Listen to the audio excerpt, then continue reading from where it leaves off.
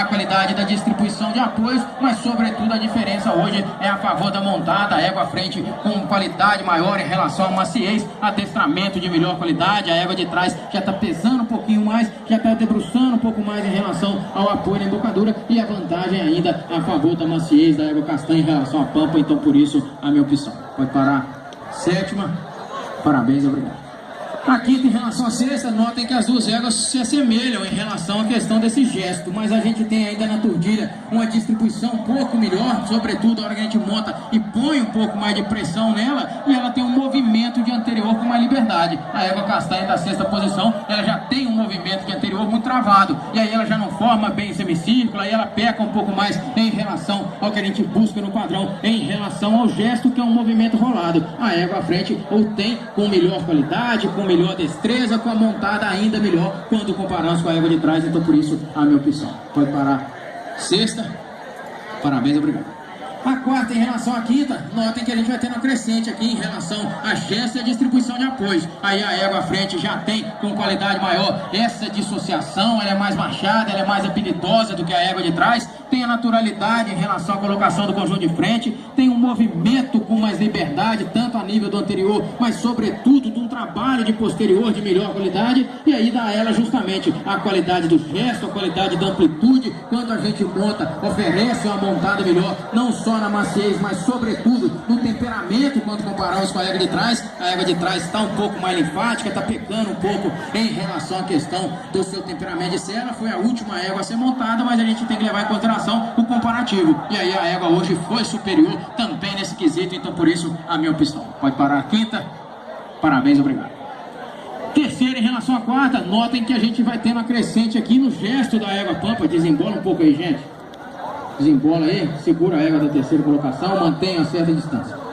A terceira, em relação à quarta, notem que a gente tem a proximidade aqui, a crescente em relação ao gesto da égua à frente em relação à égua de trás, que dá justamente a vantagem na égua pampa em relação à estabilidade corpórea da égua tordilha. Então notem que a égua à frente tem passada mais ampla, tem movimento com mais liberdade, tem a colocação do conjunto de frente melhor e sobretudo a estabilidade corpórea. Se a gente alongar um pouco mais essas duas éguas, notem que a tordilha começa a oscilar o eixo, começa a trepidar na região da garupa, perde um pouco mais da estabilidade. A égua à frente tem tronco mais estável, tem qualidade maior em relação à montada, então por isso a definição. Pode parar. Quarta, parabéns e obrigado.